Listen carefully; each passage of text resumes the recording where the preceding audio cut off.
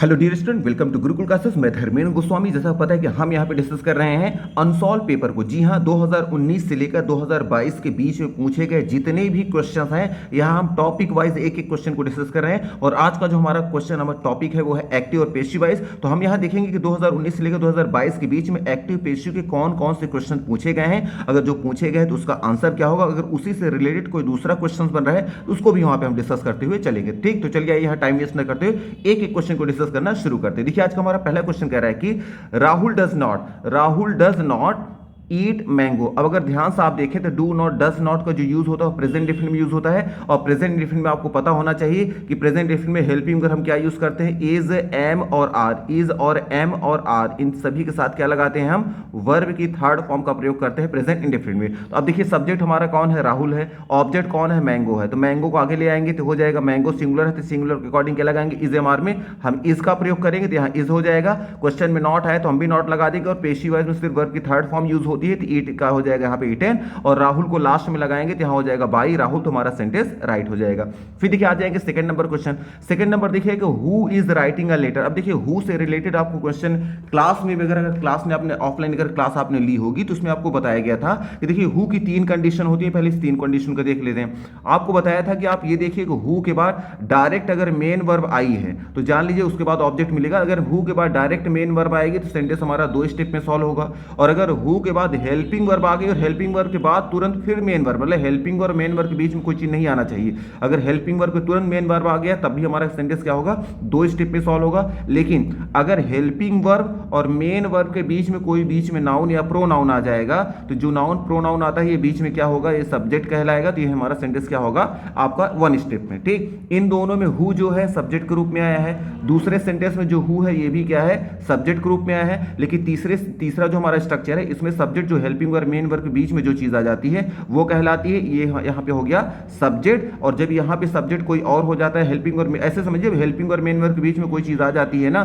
तो उस सेंटेंस को हम एक स्टेप में सॉल्व करते हैं। अब ये एक स्टेप दो स्टेप वाला क्या है प्रोसेस, तो आइए यहाँ देखते हैं। जैसे देखिए यहाँ पे इसमें पहली कंडीशन देखिए, ये जो पहली कंडीशन आपको बताई गई है ना यहाँ पे, इस पहली कंडीशन को यहाँ पे फॉलो किया गया है। तो पहली कंडीशन जो आया है इसको हमें क्या करना है, ध्यान से देखना है। ठीक, तो अब मान लीजिए ये हमारा पहला कंडीशन है। यहाँ सेंटेंस हु के बाद क्या आ गई, डायरेक्ट मेन वर्ब आ गई, उसके बाद क्या आ गया, ऑब्जेक्ट आ गया। जब ऐसे सेंटेंसेस आते हैं ना तो इन सेंटेंसेस को हम दो स्टेप में सॉल्व करते हैं। कैसे दो स्टेप में सॉल्व करेंगे, ये सेंटेंस पहले तो वर्ब की सेकंड फॉर्म आई है तो इसमें क्या आएगा, ये पास्ट इंडेफिनिट का सेंटेंस है। अब यू को हम उठाकर आगे ले आएंगे तो यहाँ पे हो जाएगा यू, पास्ट इंडेफिनिट का सेंटेंस है। पास्ट इंडेफिनिट में वॉज वर्ब के साथ थर्ड फॉर्म लगता है, यू प्लूरल कैटेगरी में आता है इसलिए वर्ब लगाएंगे। हेल्प का थर्ड फॉर्म क्या होता है, हेल्प यू होता है। लास्ट में लगाएंगे बाई और हु का ऑब्जेक्टिव केस होता है हुम। तो हु को लास्ट में ले आएंगे, जब हु को लास्ट में ले आएंगे तो यहाँ कन्वर्ट हो जाएगा बाई हुम में। लेकिन हमें पता है कि हमारा आंसर नहीं है क्योंकि हुम जो होता है क्वेश्चन वर्ड है, क्वेश्चन वर्ड हमेशा सेंटेंस के शुरू में आता है। तो ये हमारा सेंटेंस होना चाहिए यहाँ बाई का बाई कर देंगे, हुम का हुम। अब इतना करने के बाद बाई हुम को शुरू में ले आएंगे। अब यहाँ बच रहा है सब्जेक्ट और वर्ब, वर्ब को ले जाएंगे सब्जेक्ट की जगह, सब्जेक्ट को ले जाएंगे वर्ब की जगह। तो यहाँ आ जाएगा वर्ब पहले ले आएंगे, वर्ब के बाद हम लगाएंगे बचा क्या, यू। और उसके बाद बचा हुआ वर्ब क्या है, वर्ब की थर्ड फॉर्म हो जाएगा हेल्प्ड। और लास्ट में लगा देंगे क्वेश्चन मार्क। यही हमारा क्या है, आंसर है इस क्वेश्चन का। ठीक, और ये हमारा क्या था, ये जो हमारा था ये रफ कार था, जिसे हम रफ कार करते हैं। ये हमारा रफ कार था जो भी यहाँ पे जो सेंटेंसेस यहाँ लिखे गए। ठीक, तो ये हमारा जो है यहाँ पे रफ कार है, याद रहेगा। ये हमारा आंसर नहीं, इसको आंसर में आपको नहीं लिखना है। क्वेश्चन हमारा ये रहेगा, आंसर आपको ऐसे लिखना है। लेकिन एक स्टेप आपको ये एक्स्ट्रा बताया गया ताकि ये यहाँ तक इसको करने में आपको सॉल्व करने में थोड़ा आसानी हो जाए। ठीक, अब देखिए दूसरा सेंटेंस, इसमें भी और इसमें भी जब हेल्पिंग वर्ब के बाद तुरंत मेन वर्ब आ जाती है तब भी सेंटेंस दो स्टेप में सॉल्व होगा। अब इसमें कैसे करेंगे, यू ऑब्जेक्ट है, यू को इसमें भी आगे ले आएंगे, यू हो गया। अब हु हमें पता है कि जो होता है ये सिंगुलर कैटेगरी में आता है इसलिए हैज यहाँ पे आया है। लेकिन अब सब्जेक्ट यू हो रहा है तो यू के साथ प्रेजेंट परफेक्ट का सेंटेंस है तो यहाँ हैव लगाना पड़ेगा। और चूंकि परफेक्ट टेंस का जब थर्ड फॉर्म उसमें पेशिव वाइज बनाते हैं तो बी डबल ई एन लगाकर उसके बाद क्या लगाते हैं, थर्ड फॉर्म को थर्ड फॉर्म कर देते हैं। तो यहाँ हेल्प्ड का हेल्प्ड हो जाएगा। अब इसके बाद क्या लगेंगे, हु को लास्ट में ले आएंगे तो हो जाएगा ये बाई हुम। तो ये बाई हुम हो गया है। लेकिन हमें पता है हमारा आंसर नहीं है। बाई हुम को उठाकर आगे ले आएंगे तो हमारा हो जाएगा बाई हुम, बाई होम कर देंगे। अब आपको मिल रहा है यू के बाद मिल रहा है क्या, हैव हेल्पिंग वर्ब। तो हेल्पिंग वर्ब को पहले ले आया जाता है और सब्जेक्ट को बाद में। इसको जब उठाकर आगे ले आएंगे तो इसके बाद यहां पर चेंज करना पड़ेगा, दूसरा सब्जेक्ट को बाद में करेंगे, हेल्पिंग वर्ब उठाकर पहले में। तो हैव पहले आ जाएगा, यू को बाद में कर देंगे। अब बचा क्या, बीन का बीन हो जाएगा। उसके बाद क्या आएगा यहाँ पे वर्ब की थर्ड फॉर्म को थर्ड फॉर्म कर देंगे, लास्ट में लगा देंगे क्वेश्चन मार्क, यही हमारा क्या हो जाएगा आंसर हो जाएगा। ठीक, और देखिए इसमें थर्ड नंबर पे क्या है, इसमें देखिए हु के बाद क्या है, हैव आ गया, हैव क्या है हेल्पिंग वर्ब, हेल्प क्या है मेन वर्ब। जब हेल्पिंग और मेन वर्ब के बीच में कोई नाउन या प्रोनाउन आ जाता है, ये केवल एक स्टेप में सॉल्व होता है। इसको कैसे करेंगे, अभी तक यू सब्जेक्ट था तो यू हेल्पिंग और मेन वर्ब के बीच में जो होता है वो सब्जेक्ट होता है, तो यू अभी सब्जेक्ट था इसलिए यहाँ पे क्या लगाया गया हैव, लेकिन अब यू को हम यहाँ से बीच से हटाएंगे, जैसे बीच से हटाएंगे तो हु बन जाएगा सब्जेक्ट, और हु सब्जेक्ट बन जाएगा तो यहाँ लगाना पड़ेगा हैज, और हैज के बाद यू बीच से हटा लिया गया है। अब थर्ड फॉर्म बच रहा है, थर्ड फॉर्म पहले लगाएंगे BEEN, और हेल्प का थर्ड फॉर्म होता है हेल्प्ड, और लास्ट में यू कर देंगे बाई यू, तो इसको उठाकर कर देंगे बाई यू, लास्ट में क्वेश्चन मार्क, यही हमारा क्या हो जाएगा आंसर हो जाएगा। तो मे भी आपको समझ में आ गया होगा। अगर हेल्पिंग वर्ब, इसका मतलब फिर से समझ लेंगे थोड़ा सा, अगर सेंटेंस में हेल्पिंग और मेन वर्ब, आपको यही चीज ध्यान देना है। अगर सेंटेंस में यहाँ पे कोई भी सेंटेंस जैसे आ गया है यहाँ पे, जैसे मान लीजिए यहाँ पे क्वेश्चन क्या है, आपको बस ये ध्यान देना है, अगर यहाँ हु के बाद डायरेक्ट क्या आ गया मेन वर्ब आ गई, तो इसका मतलब ये बाई हुम हो जाएगा हु। ठीक, अगर हेल्पिंग वर्ब के बाद तुरंत मेन वर्ब आ गई तब भी ये हुम बाई हुम होगा, लेकिन अगर हेल्पिंग वर्ब और मेन वर्ब के बीच में कोई चीज आ गई है तो ये बीच में जो चीज आई है ये चली जाएगी वर्ब के बाद में, और इसी के पहले बाई लग जाएगा, हु का हु ही रहेगा, ये आपको याद रखना है। ठीक, अब आ जाते हैं अपना जो क्वेश्चन हमारा था। अब देखिए यहां पर भी क्या आया है, हु के बाद क्या आया है, इज आ गया हेल्पिंग वर्ब, हेल्पिंग वर्ब के बाद मेन वर्ब, जो हेल्पिंग वर्ब के बाद मेन वर्ब आ गया तो हमारा सेंटेंस कैसे बनेगा, ये हु का हुम वाला है। अब इसको भी अगर करना है, देखिए दो स्टेप में अगर इसको करना होगा तो कैसे करेंगे, इस आंसर तक पहुंचने के लिए हम इसको करेंगे अ लेटर को पहले ले आएंगे, तो मान लीजिए हो गया यहाँ पे अ लेटर, अब अ लेटर का अ लेटर कर देंगे, उसके बाद क्या आएगा, लेटर एक है तो इज का इज ही लगाएंगे कॉन्टिन्यूअस, और कॉन्टिन्यूअस को पेशियस बनाते समय पहले बीइंग लगाते हैं, फिर उसके बाद वर्ब की आईएनजी फॉर्म लगाते हैं, तो हो जाएगा बीइंग, राइट का हो जाएगा यहाँ पे रिटेन, और रिटेन के बाद हम लगाएंगे लास्ट में बाई, हु का ऑब्जेक्टिव केस हुम हो जाएगा क्वेश्चन मार्क, लेकिन ये हमारा आंसर नहीं है, बाई हुम को सेंटेंस को उठाकर आगे ले आएंगे तो हो जाएगा यहाँ पे बाई हुम का बाई हुम कर देंगे।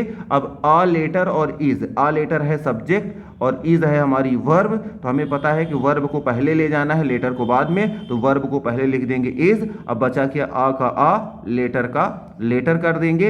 अब यहाँ क्या बचा, बीइंग रिटेन, तो बीइंग रिटेन का बीइंग रिटेन कर देंगे, बीइंग रिटेन का बीइंग रिटेन हो जाएगा, और लास्ट में हम यही लगा देंगे क्या वर्ब क्वेश्चन मार्क, और यही हमारा क्या हो जाएगा आंसर हो जाएगा। यही चीज देखिए एग्जैक्टली यहाँ सॉल्व किया गया है, बाई होम का बाई होम हो गया, इज का इज हो गया, अ लेटर का अ लेटर हो गया, और बीइंग रिटेन का बीइंग रिटेन हो गया, ये हमारा क्या है आंसर है। तो इसको दो स्टेप पे आप सॉल्व करेंगे तो इजीली आपसे हो जाएगा। ठीक, अब आ जाते हैं अपने थर्ड क्वेश्चन में। देखिए हमारा थर्ड क्वेश्चन क्या कह रहा है कि Akbar defeated Hemu in the battle field of Panipat. तो देखिए हमें क्या चाहिए, पेशियस बनाने के लिए एक सब्जेक्ट चाहिए, वर्ब चाहिए और ऑब्जेक्ट चाहिए। तो अकबर क्या है हमारा सब्जेक्ट हो गया, डिफीटेड क्या है वर्ब हो गया, अब हमें चाहिए ऑब्जेक्ट, तो हेमू क्या है ऑब्जेक्ट। अब हमें ये तीनों चीज मिल गई, इसके अलावा जो चीजें हैं ना ये अदर वर्ड है, ये जहां है इसको वहीं रहने देंगे, इसको टच नहीं करेंगे। तो हेमू क्या है ऑब्जेक्ट, ऑब्जेक्ट को सब्जेक्ट बनाएंगे तो हो गया हेमू पहले आ गया। सेंटेंस में सब्जेक्ट की वर्ब की सेकंड फॉर्म आई है, पास्ट इंडेफिनिट का सेंटेंस है, पास्ट इंडेफिनिट में सब्जेक्ट जब सिंगुलर होता है तो वॉज लगा के वर्ब की थर्ड फॉर्म करेंगे, डिफीटेड का थर्ड फॉर्म डिफीटेड ही होता है, और लास्ट में क्या करेंगे बाई अकबर का अकबर कर देंगे। जो अदर वर्ड था ना ये इन द बैटलफील्ड, उसको लास्ट में वैसे ही लिख देंगे जैसे करेंगे, हमारा सेंटेंस राइट हो जाएगा। ठीक, अब आ जाते हैं अपने अगले क्वेश्चन में। देखिए अभी देखिए है she was helping her brother, तो सब्जेक्ट कौन है, सब्जेक्ट है शी, वर्ब क्या है, वर्ब हमारी हो गई ये वॉज हेल्पिंग हो गया, और ऑब्जेक्ट क्या है हर ब्रदर। तो हमें पता है सब्जेक्ट को ऑब्जेक्ट का स्थान पे ले जाना है, ऑब्जेक्ट को सब्जेक्ट का स्थान पे ले जाना है। जैसे इसको करेंगे तो हर ब्रदर को उठाकर आगे ले आएंगे, तो हर ब्रदर ये हो गया, ब्रदर सिंगुलर है तो वॉज का वॉज ही लगाएंगे। जब भी वर्ब की आईएनजी फॉर्म, वर्ब की फोर्थ फॉर्म मतलब वर्ब की आईएनजी फॉर्म जब भी थर्ड फॉर्म बनाते हैं तो पहले लगाना पड़ेगा बीइंग, और बीइंग के साथ तब लगाना पड़ता है वर्ब की थर्ड फॉर्म, तो बीइंग के साथ थर्ड फॉर्म। तो जो आईएनजी फॉर्म आया है इसके पहले हम लगाएंगे बीइंग, और उसके बाद हेल्पिंग का कर देंगे तो हेल्प्ड, और लास्ट में सी का ऑब्जेक्टिव केस कर देंगे हर, तो हमारा सेंटेंस क्या हो जाएगा राइट हो जाएगा। उसी तरह देखिए अगला क्वेश्चन हमारा क्या कह रहा है कि पीपुल ऑलवेज जो है यहाँ पे देखिए पीपुल ऑलवेज, पीपुल क्या है हमारा सब्जेक्ट हो गया, पीपुल सब्जेक्ट हो गया, ऑलवेज एडवर्ब, जब भी बीच में देखिए मेन वर्ब के बीच में जब भी कोई एडवर्ब आ जाता है ना तो पेशियस बनाते समय इसको हेल्पिंग वर्ब मेन वर्ब के बीच में रखा जाता है। अब ये हो गई वर्ब हो गया, और द फ्रीडम फाइटर्स, ये पूरा मिला क्या है स्वतंत्रता सेनानी, ये हमारा क्या है ऑब्जेक्ट है, ये हमारा क्या है वर्ब है, ठीक। वर्ब हो गया, ये हमारा क्या है एडवर्ब। एडवर्ब को याद रखिएगा, जब भी एडवर्ब का प्रयोग हो जाता है पेशिव वॉइस बनाते समय इस एडवर्ब को हेल्पिंग वर्ब मेन वर्ब के बीच में कर देंगे। अब हमारे पास सब्जेक्ट क्या है पीपुल, और यहाँ ऑब्जेक्ट कौन है फ्रीडम फाइटर, तो फ्रीडम फाइटर को आगे ले जाएंगे तो फ्रीडम फाइटर्स है, जो फाइटर्स है, अगर फाइटर होता तो इज लगाते, ठीक। लेकिन यहाँ अच्छा, अब ये सेंटेंस पहचानेंगे कैसे, कौन सा टेंस है, तो एडमायर बिना हेल्पिंग वर्ब के मेन वर्ब डायरेक्ट आता है या तो प्रेजेंट इंडेफिनिट में या तो पास्ट इंडेफिनिट में। अगर ये पास्ट इंडेफिनिट होता तो एडमायर का एडमायर्ड सेकंड फॉर्म लिखा जाता, लेकिन यहाँ वर्ब की फर्स्ट फॉर्म लगाई है, क्योंकि सब्जेक्ट हमारा प्लूरल है और ऐसा कहाँ किया जाता है प्रेजेंट इंडेफिनिट में। जिसको ना सेंटेंस हमारा प्रेजेंट इंडेफिनिट का है तो प्रेजेंट इंडेफिनिट में हेल्पिंग वर्ब के रूप में क्या लगाते हैं, इज एम आर। और चूंकि यहाँ फ्रीडम फाइटर्स है, फाइटर प्लूरल है, तो प्लूरल के साथ हम क्या लगाएंगे, आर लगाएंगे। और आपको बताया कि जो सेंटेंस में एडवर्ब आता है ना, जो सेंटेंस में एडवर्ब का प्रयोग किया जाता है, ये जो एडवर्ब है ऑलवेज एडवर्ब है, ये हमेशा हेल्पिंग वर्ब और मेन वर्ब के बीच में लगाया जाता है। तो हेल्पिंग वर्ब मेन वर्ब के बीच हमने ऑलवेज को लगा दिया। अब बाई पीपुल, तो आपको क्लास में भी बताया गया था कि बाई पीपुल, पीपुल जो होते हैं एवरीवन, एवरीबॉडी, समवन, समबडी, इन सबको जनरली हम नहीं लिखते हैं, इसीलिए हमारा यहाँ फुल स्टॉप आ गया है। बट आप चाहे तो लिखना चाहे लिख सकते हैं, बट एग्जाम में काटे मतलब नंबर आपको मिल ही जाएंगे, बट इनको ना लगाना ज्यादा बेटर माना जाता है, ठीक। तो हमारा सेंटेंस हो गया। अब आ जाते हैं अपने 6 नंबर क्वेश्चन पे। देखिए यहाँ हैव आया है, हैव से सेंटेंस शुरू हो रहा है, तो हैव हेल्पिंग वर्ब है किस टेंस की, प्रेजेंट परफेक्ट की, ठीक। और यहाँ देखिए हैव के बाद ये है हमारा सब्जेक्ट हो गया, subject helping verb main verb के बीच में जो होता है वो सब्जेक्ट कहलाता है, तो ये सब्जेक्ट हो गया। और यू हमारा क्या है ऑब्जेक्ट। अब सब्जेक्ट जाएगा ऑब्जेक्ट की जगह, ऑब्जेक्ट जाएगा सब्जेक्ट की जगह। अब याद रखिएगा पेशिव वॉइस में हमेशा आपको क्या मिलेगा, वर्ब की थर्ड फॉर्म पहले से मिलेगी, और जिस सेंटेंस में पहले से ही वर्ब की थर्ड फॉर्म हो उसका पेशिव बनाते समय पहले लगाएंगे बी डबल ई एन, फिर उस थर्ड फॉर्म को थर्ड फॉर्म कर देंगे, तो थर्ड फॉर्म पहले बी डबल ई एन बढ़ा दिया जाता है। तो अब देखिए यहाँ पे दे प्लूरल था तो इसलिए यहाँ हैव आया क्वेश्चन में। अब यू आएगा दे की जगह, जब यू आएगा दे की जगह तो यू भी प्लूरल है तो हैव का हैव ही रखना पड़ेगा। अब यहाँ डायरेक्ट क्या आ जाएगी वर्ब की थर्ड फॉर्म, लेकिन हमें पता है पेशिव वॉइस बनाते समय जब क्वेश्चन में पहले से third form B double N बढ़ा देना होता है। अब दे एकदम लास्ट में आएगा तो कर देंगे यहाँ पे बाई देम, जैसे बाई देम करेंगे हमारा सेंटेंस राइट हो जाएगा। उसी तरह देखिए यहाँ पे आया है 7 नंबर क्वेश्चन में। 7 नंबर क्वेश्चन का देखिए ये है ही जो हो गया, ये हमारा क्या है सब्जेक्ट है।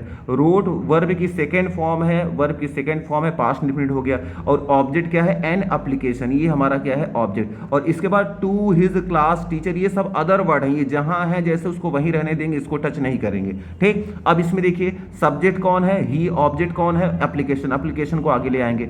एन एप्लीकेशन टेंस कौन सा था पास्ट इंडेफिनिट, पास्ट इंडेफिनिट में हमें वॉज या वर्ब के साथ दो ही हेल्पिंग वर्ब आती हैं, या तो आता है वॉज या तो आता है वर्ब पेशिव वॉइस बनाते समय, ठीक। वॉज आएगा सिंगुलर के लिए और वर आएगा प्लूरल के लिए, तो ये आपको याद रखना है, ठीक। और एप्लीकेशन एक है इसीलिए तो यहाँ एन लगाया गया, तो एन एप्लीकेशन इसके साथ वॉज लगाएंगे और पेशिव वॉइस तो हमेशा थर्ड फॉर्म लगता है, थर्ड फॉर्म हो गया।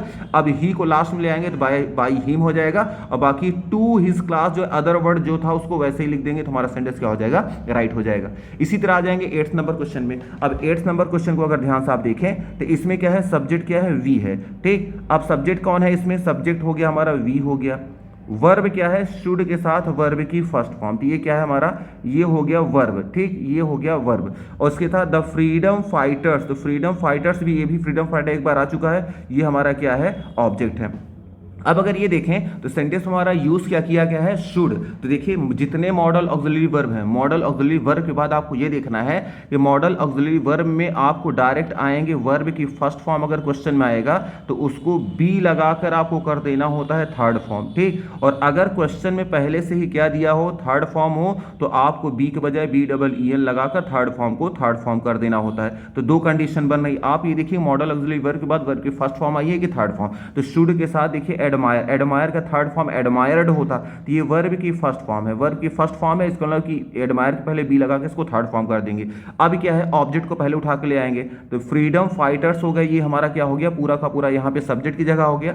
अब हमें शुड, तो शुड में नो चेंज होता है, जितने मॉडल होते हैं सेम टू सेम। अब जो यहाँ वर्ब आई थी इस वर्ब को थर्ड फॉर्म करेंगे लेकिन इसके पहले बी लगा देंगे क्योंकि यहाँ क्वेश्चन में फर्स्ट फॉर्म आया था, और लास्ट में बाई अस कर देंगे तो हमारा सेंटेंस राइट हो जाएगा।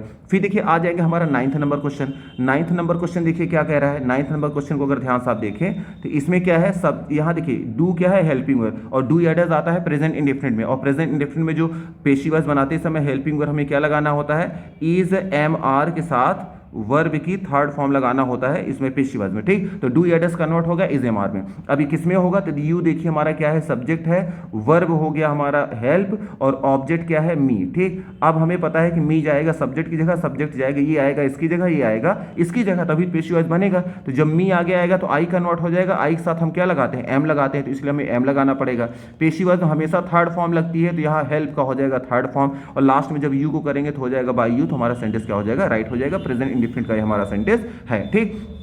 फिर देखिए आ जाएंगे यहाँ पे अगला सेंटेंस हमारा क्या कह रहा है, देखिए सेंटेंस, अगले सेंटेंस में अगर ध्यान से देखें तो यहाँ सेंटेंस डिड से शुरू हुआ है, तो डिड से जो सेंटेंस शुरू होता है वो होता है पास्ट इंडेफिनिट, और पास्ट इंडेफिनिट में हेल्पिंग वर्ब क्या लगती है, या तो वॉज लगाते हैं या तो वर लगाते हैं, उसके साथ लगाएंगे वर्ब की थर्ड फॉर्म, ठीक। अब इसमें देखिए डिड आया है, सब्जेक्ट कौन है, यू हो गया हमारा सब्जेक्ट, मेन वर्ब ये है हमारी कंप्लीट, और योर वर्क ये हमारा क्या है, ये हमारा हो गया ऑब्जेक्ट, और ये जो यस्टरडे है ना ये टाइम है, और टाइम इसको एडवर्ब बोलते हैं, एडवर्ब ये टाइम को शो करता है, ठीक। और ये इसको चाहे अदर वर्ड कर दी, तो ये टाइम को नहीं छुएंगे, केवल हमें क्या चाहिए, वर्ब के तुरंत बाद ऑब्जेक्ट चाहिए, तो योर वर्क हमारा ऑब्जेक्ट है। तो अब यहाँ पे देखिए ये हो गया सब्जेक्ट, ये हो गया ऑब्जेक्ट, जाएगा सब्जेक्ट की जगह, सब्जेक्ट आएगा ऑब्जेक्ट की जगह, तो योर वर्क को आगे ले आएंगे, तो और योर वर्क सिंगुलर है इसलिए पास्ट इंडेफिनिट हम क्या यूज करेंगे, वॉज लगा देंगे। अब पेशिव वॉइस जो हमेशा थर्ड फॉर्म होता है, तो कंप्लीट का हम कर देंगे यहाँ पे कंप्लीटेड, और लास्ट में कर देंगे बाय यू, और जो टाइम है ना उसको लास्ट में वैसे रहने देंगे जैसे ये है, तो हमारा सेंटेंस राइट हो जाएगा। फिर देखिए आ जाएंगे हमारा अगला सेंटेंस यहाँ पे क्या कह रहा है कि यहाँ पे देखिए आया कि ही पोस्टेड अ लेटर, और पोस्टेड क्या है, वर्ब की सेकेंड फॉर्म है, तो सब्जेक्ट ये हो गया हमारा, वर्ब की सेकेंड फॉर्म हो गई, और ये हमारा ऑब्जेक्ट हो गया अ लेटर, तो अ लेटर को पहले ले आएंगे, क्योंकि पास्ट इंडेफिनिट का सेंटेंस है तो वॉज एवर ही लगेगा, और लेटर एक है तो वॉज लगा के वर्ब की थर्ड फॉर्म कर देंगे। पोस्टेड का थर्ड फॉर्म भी क्या होता है, पोस्टेड होता है, लास्ट में ले आएंगे बाई, हिम कर देंगे ही का, तो हमारा सेंटेंस क्या हो जाएगा, राइट हो जाएगा, ठीक। और देखिए अगला क्वेश्चन क्या करता है, क्या है, वी हमारा क्या है, सब्जेक्ट है, ये क्या है, हेल्प क्या है, वर्ब की फर्स्ट फॉर्म, और दे में क्या है हमारा ऑब्जेक्ट है, और इन एवरी वे ये अदर वर्ड है, अदर वर्ड को बिल्कुल टच नहीं करेंगे, जैसे उसको वहीं रहने देंगे। अब ये दे में जाएगा वी की जगह, और वी आएगा देम की जगह, तो अब जब देम आगे आएगा तो दे हो जाएगा सेंटेंस, क्योंकि देखिए वर्ब की फर्स्ट फॉर्म आई है, वर्ब की फर्स्ट फॉर्म कहाँ यूज किया जाता है, प्रेजेंट इंडेफिनिट जब सब्जेक्ट प्लूरल होता है, इसलिए प्रेजेंट इंडेफिनिट का सेंटेंस है तो इज एम आर के साथ वर्ब की थर्ड फॉर्म लगाएंगे, और जब दे पहले आएगा, दे प्लूरल है इसलिए इसे आर लगाएंगे, और उसके बाद वर्ब की थर्ड फॉर्म कर देंगे, और यहाँ वी को लास्ट में ले आएंगे तो हो जाएगा बाई अस, और in every way other word है जैसे है उसको वहीं रहने देंगे, ठीक। हमारा ये सेंटेंस भी हो जाएगा। फिर देखिए आ जाएंगे इसमें डू, हमारा सेंटेंस डू से शुरू हुआ, डू से शुरू होने वाले सेंटेंस, डू या डस से शुरू होने वाले जो सेंटेंसेस होते हैं वो होता है हमारा प्रेजेंट इंडेफिनिट, और प्रेजेंट इंडेफिनिट है तो देखिए डू के बाद क्या है, दिस वर्क जो होगा ना ये सेंटेंस का क्या होगा, सब्जेक्ट। अब देखिए सॉरी यहाँ सब्जेक्ट नहीं, थोड़ा सा यहाँ ध्यान देना है, यहाँ ये आपका प्रेजेंट इंडेफिनिट नहीं है। अब देखिए डू के साथ दो कंडीशन बनती हैं, आपको ये पहले देखना है कि डू के बाद, देखिए डू के साथ डू की दो कंडीशन आपको बता रहे हैं। देखिए अगर सेंटेंस में आ गया डू, अगर सेंटेंस में आ गया डू, और डू के बाद कोई आ जाए नाउन या आ जाए प्रोनाउन, और उसके बाद क्या आ जाए वर्ब, अगर फिर आएगी वर्ब की फर्स्ट ही फॉर्म आएगी, तो अगर डू के तुरंत बाद कोई नाउन प्रोनाउन आकर फिर वर्ब आएगा ना, ये मान लेंगे प्रेजेंट इंडेफिनिट का इंट्रोगेटिव है, ठीक। तो किसका है, प्रेजेंट इंडेफिनिट का इंट्रोगेटिव सेंटेंस, तो इंट्रोगेटिव। लेकिन अगर डू आ गया और डू के बाद डायरेक्ट क्या आ गया यहाँ पे, जैसे डू आ गया और उसके बाद डायरेक्ट कोई नाउन या प्रोनाउन आ गया और दूसरी आगे वर्ब नहीं आ रही है, ठीक, तो उस कंडीशन में हम क्या करेंगे, डू दिस वर्क, ठीक। तो इस कंडीशन में ये हमारा इंपरेटिव सेंटेंस होगा। तो ये जो सेंटेंस है ना, अब देखिए ऐसे समझ लीजिए, यहाँ पे दूसरे शब्दों में समझिए, डू आ गया, अब डू के बाद यहाँ आ गया ना, डू ये प्रेजेंट इंडेफिनिट तो कब कहलाता है, प्रेजेंट इंडेफिनिट का सेंटेंस कि डू अगर हेल्पिंग वर्ब होती तो इसके बाद नाउन प्रोनाउन आता तो यहाँ कोई मेन वर्ब आती, लेकिन यहाँ मेन वर्ब नहीं है, यहाँ केवल एक ही वर्ब आई है, वो है डू। और जब डू के अलावा दूसरी कोई वर्ब न दिखे आगे ना, समझिए इंपरेटिव सेंटेंस है। और इंपरेटिव सेंटेंस में हमें पता है कि you are order, you are requested, you are ask, ऐसे करके सेंटेंसेस बनाए जाते हैं, ठीक। तो ये सेंटेंस को कोई आपसे कह रहा है कि डू दिस वर्क, इस काम को करो एट वंस, तुरंत, इसका मतलब आपसे क्या कह रहा है, कोई ऑर्डर दे रहा है, कोई आपसे आदेश दे रहा है कि इस काम को तुरंत करो। जब इस तरह सेंटेंस आएगा तो इसमें एक लाइन फिक्स है, you are ordered to, you are ordered to अपने से लगा देंगे और आगे क्वेश्चन जो होगा सेम टू सेम नोट कर देंगे, you are ordered to, do का डू, दिस का दिस, वर्क का वर्क, एडवांस का एडवांस हो जाएगा। लेकिन हम चाहें you are asked to, ask to आपको बताया गया था कि ये सारी चीजें क्या, आस्क तो कॉमन वर्ड होता है, जहां कुछ ना समझ आए वहां यू आर आस्क्ड टू लिख दीजिए और आगे जैसे क्वेश्चन है पूरा रिपीट कर दीजिए, तब भी आपको नंबर मिल जाएंगे। ठीक, तो ये भी हमारा आंसर क्या हो जाएगा, इसको हम ज्यादा सही मानेंगे, ये भी ठीक है, इसको काटेंगे नहीं, नंबर तो मिल ही जाएगा, लेकिन ऑर्डर वाला ज्यादा बेटर है। ठीक, अब आ जाएंगे अपने अगले क्वेश्चन में। देखिए इसमें कह रहा है क्वेश्चन, डॉक्टर राजन, डॉक्टर राजन क्या हो गया, ये सब्जेक्ट हो गया। ठीक, टीचर्स वर्ब में एस लगी है तो वर्ब में एस प्रेजेंट डिफरेंट में यूज किया जाता है, ये वर्ब हो गई।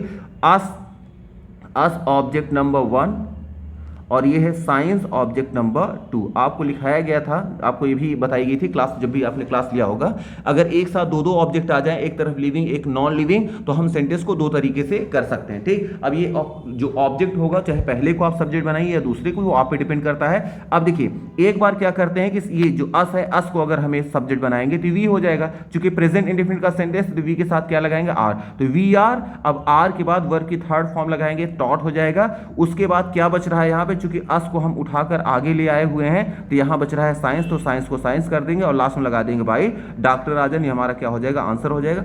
लेकिन हम चाहें तो जरूरी नहीं अस को ले जाएं, चाहे तो हम साइंस को आगे उठाकर ले जाएं, चाहे तो हम साइंस को भी तो आगे उठाकर ले जा सकते हैं। और जैसे ही हम साइंस को आगे उठाकर ले जाएंगे, जैसे यहाँ पे साइंस, जब साइंस को आगे उठा के ले जाएंगे तो हमारा सेंटेंस बनेगा साइंस, और साइंस एक सब्जेक्ट का नाम है, साइंस क्या है, सिंगुलर है, तो यहाँ पे इज लगाएंगे और इज के साथ वर्ब की जब थर्ड फॉर्म लगाएंगे तो हो जाएगा टॉट, तो हो जाएगा साइंस इज टॉट। और हमें पता है कि जब लिविंग नॉन लिविंग होता है, जब यहाँ पे लिविंग को मतलब यहाँ जो पर्सन को आगे उठा कर ले आते हैं तो ये जो नॉन लिविंग होता है वो डायरेक्ट आ जाता है वर्ब के बाद।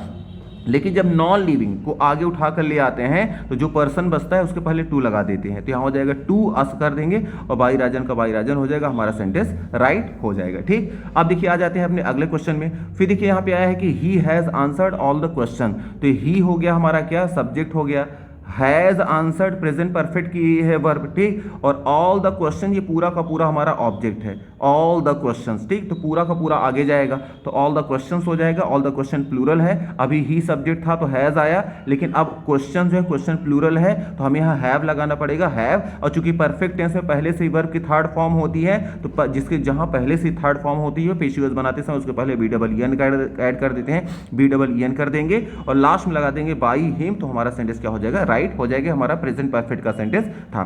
फिर आ जाएंगे देखिए अपने अगले क्वेश्चन में, यहां पे क्वेश्चन आ रहा है कि हु रोट द एप्लीकेशन, तो हु देखिए जब भी हु के बाद डायरेक्ट मेन वर्ब आती है तो हु हमारा क्या कहलाएगा, सब्जेक्ट। वर्ब क्या है, हमारा रोट वर्ब की सेकंड फॉर्म है पास्ट इंडेफिनिट, और द एप्लीकेशन हमारा क्या है यहाँ पर, ऑब्जेक्ट। ठीक, अब हमें पता है कि ये जब हु के बाद डायरेक्ट मेन वर्ब आ जाती है तो वो सेंटेंस हमारा दो स्टेप में सॉल्व होता है, और दो स्टेप में सॉल्व करने का तरीका आपको बताया गया था, कैसे सॉल्व करेंगे। अब देखिए आपको ये बताया गया था कि जैसे यहां लिख दे रहे हैं, जैसे सबसे पहले क्या लिखेंगे, द का द कर देंगे, द एप्लीकेशन।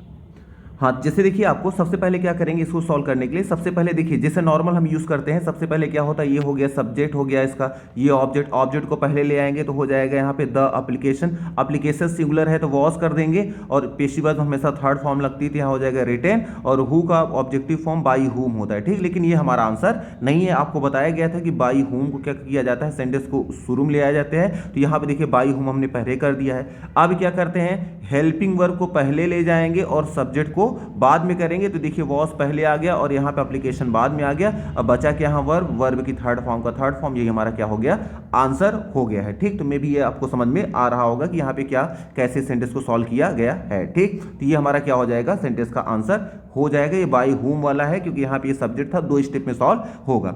फिर देखिए अगला क्वेश्चन इसी से रिलेटेड, देखिए अगला क्वेश्चन क्या है कि हु रोट द एप्लीकेशन। अब देखिए अच्छा यहाँ देखिए समझाया भी गया है, देखिए सेम उसी तरह को, देखिए जैसे यही क्वेश्चन हमारा है, क्वेश्चन हमारा ये जो है 16 नंबर ही क्वेश्चन है। अब इसको देखिए कैसे सॉल्व किया गया है, इसको सॉल्व करने का तरीका बताया गया, यही क्वेश्चन है, हु का हु, रोट का रोट हो गया, एप्लीकेशन ये हो गया, सब्जेक्ट हो गया, ये हो गया वर्ब, ये हो गया ऑब्जेक्ट हो गया। अब देखिए द एप्लीकेशन को पहले हम लेकर आएंगे तो द एप्लीकेशन यहाँ आ जाएगा, द एप्लीकेशन सिंगुलर है तो पेशीवाइज बनाते समय चूंकि पास्ट इंडेफिनिट का सेंटेंस है तो वॉज के साथ क्या लगाएंगे, वर्ब की थर्ड फॉर्म, और हु को ऑब्जेक्टिव के क्या कर देंगे, बाई हुम कर देंगे। ये हमारा पहला स्टेप है लेकिन ये हमारा आंसर नहीं है। लेकिन जैसे इतना हो जाएगा तो बाई हुम को सेंटेंस के शुरू में ले आएंगे, बाई हुम हो जाएगा। अब आपको जो इसके बाद क्या मिलेगा, सब्जेक्ट के बाद वर्ब मिलेगी, वर्ब को ले जाना है सब्जेक्ट की जगह, सब्जेक्ट को ले जाना है वर्ब की जगह, तो पहले वॉज आ जाएगा, उसके बाद आ जाएगा द एप्लीकेशन, अब बचा क्या, रिटर्न का रिटर्न, यही हमारा क्या हो जाएगा, सेंटेंस का आंसर हो जाएगा। ठीक, तो हमारा आंसर क्वेश्चन क्या है, ये क्वेश्चन है, आंसर ये था। ये आंसर कैसे आया यहां बताया गया है कि इन सेंटेंसेस के माध्यम से हमने आपको बता दिया। ठीक, अब आ जाएंगे, देखिए हमारा अगला क्वेश्चन क्या कर रहा है, अगला क्वेश्चन कह रहा है कि ही, देखिए वी हेल्प्ड, वी मतलब आया है सब्जेक्ट, हेल्प क्या है, प्रेजेंट डिफरेंट की वर्ब की फर्स्ट फॉर्म है, देम हो गया हमारा ऑब्जेक्ट, इन एवरी वे, ये ऑलरेडी देखिए दोबारा सेंटेंस आ रहा है तो ये हमारा क्या हो जाएगा, अदर वर्ड। अदर वर्ड को बिल्कुल टच नहीं करेंगे, जैसे उसको वहीं रहने देंगे। अब देम को आगे ले जाएंगे, वी की जगह वी को ले आएंगे देम की जगह, तो दे जब आगे आएगा प्रेजेंट डिफरेंट में दे के अनुसार क्या लगाएंगे, आर लगाएंगे, पेशीवाइज में सिर्फ थर्ड फॉर्म आता है तो यहाँ हेल्प्ड हो जाएगा, और वी का ऑब्जेक्टिव केस कर देंगे बाई अस। अब इन एवरी वे का इन एवरी वे कर देंगे तो हमारा सेंटेंस क्या हो जाएगा, राइट हो जाएगा। फिर देखिए आ जाएंगे यहाँ पे 18 नंबर क्वेश्चन, शीला, तो शीला जो आया है ये सेंटेंस का सब्जेक्ट है, इज राइटिंग प्रेजेंट कॉन्टिन्यूअस की वर्ब है, एन एप्लीकेशन ये हमारा क्या है, ऑब्जेक्ट हो गया, और फॉर लीव जो हमारा है ना ये हमारा क्या हो जाएगा, अदर वर्ड। ठीक, अब अदर वर्ड देखिए इसमें क्या करेंगे, सबसे पहले क्या करेंगे, एन एप्लीकेशन को आगे ले आएंगे तो हो जाएगा एन एप्लीकेशन, उसके बाद एप्लीकेशन एक है प्रेजेंट कॉन्टिन्यूअस है तो इज लगाएंगे, और पेशीवाइज में जब हमें पता है कि वर्ब की आईएनजी फॉर्म जब पहले से रहता है तो वर्ब की आईएनजी फॉर्म को पेशीवाइज बनाते समय बीइंग के बाद क्या लगाएंगे, वर्ब की थर्ड फॉर्म। ठीक, अब देखिए इसमें क्या है कि यहाँ पे देखिए जैसे उसने लिखा an application is being written, एक एप्लीकेशन लिखा गया, तो किसके द्वारा लिखा गया ये बताने से पहले ये बताया जाता है कि एप्लीकेशन क्यों लिखा गया। तो जो एप्लीकेशन लिखा गया है किसके लिए लिखा गया, फॉर लीव, छुट्टी के लिए। अब कहेंगे किसने लिखा तो कहेंगे बाई शीला, शीला के द्वारा, तो फॉर लीव जो होगा ना इसको पहले कर देंगे और बाई शीला को इसको लास्ट में कर देंगे, हमारा सेंटेंस राइट हो जाएगा। लेकिन अगर कोई आगे पीछे भी हो जाता है तो आपको नंबर फिर भी दे दिया जाएगा। ठीक है, लेकिन ऐसे करना ज्यादा बेटर माना जाता है। ठीक, अब आ जाते हैं देखिए अपने अगले क्वेश्चन में। अगला क्वेश्चन क्या है, आई सेंटेंस का क्या हो गया, सब्जेक्ट, बॉट वर्ब की सेकंड फॉर्म है, इसका मतलब पास्ट इंडेफिनिट है, और डिक्शनरी, डिक्शनरी क्या है हमारा ऑब्जेक्ट हो गया, और ये यस्टरडे क्या है, टाइम, टाइम को बिल्कुल भी टच नहीं करेंगे, जैसे उसको वहीं रहने देंगे। तो अ डिक्शनरी को आगे ले आएंगे तो अ डिक्शनरी हो जाएगा, चूंकि पास्ट इंडेफिनिट का सेंटेंस है, पास्ट इंडेफिनिट में हमें पता है कि वॉज के साथ वर्ब की थर्ड फॉर्म लगाते हैं जब सब्जेक्ट सिंगुलर होता है, डिक्शनरी सिंगुलर है तो वॉज के साथ लगाएंगे वर्ब की थर्ड फॉर्म। अब इसके बाद क्या करेंगे, आई का ऑब्जेक्टिव, आई को जब वर्ब के बाद ले आएंगे तो ये कन्वर्ट हो जाएगा मी में, बाई मी लगा देंगे और टाइम जो है जैसे उसको वैसे ही कर देंगे तो हमारा सेंटेंस राइट हो जाएगा। ठीक, अब आ जाएंगे देखिए हमारा 20 नंबर क्वेश्चन क्या कह रहा है कि द माउस हमारा क्या है, सेंटेंस का सब्जेक्ट है, और यहां पे देखें एट वर्ब की सेकंड फॉर्म है, द कॉर्ड हमारा क्या है, ऑब्जेक्ट है। ठीक, अब हमें पता है कि ऑब्जेक्ट को पहले आएंगे तो द कॉर्ड आगे आ गया, कॉर्ड सिंगुलर है इसलिए पास्ट इंडेफिनिट में हम वॉज वर्ब के साथ थर्ड फॉर्म लगाते हैं, चूंकि सब्जेक्ट सिंगुलर है तो वॉज के साथ एट का कर देंगे ईटेन, और लास्ट में आएगा तो लिख देंगे बाई माउस, हमारा सेंटेंस क्या हो जाएगा, राइट हो जाएगा। ठीक, तो ये जितने भी क्वेश्चन अभी आज हमने डिस्कस किया बस टोटल इतने ही है। तो 2019 से लेकर 2020 के बीच, 2019 से लेकर 2022 के बीच में टोटल 20 क्वेश्चन मतलब टोटल पूछे गए थे। कौन कौन से क्वेश्चन पूछे गए हैं, कैसे उसको सॉल्व करना है, ये सारी चीजें आपको बता दी गई है। तो चलिए आज के इतने रखते हैं, और अगर सारी चीजें आपको समझ में आ रही है तो प्लीज वीडियो को लाइक करना और चैनल को सब्सक्राइब करना ना भूलें। And thank you very much for watching this video. Thank you.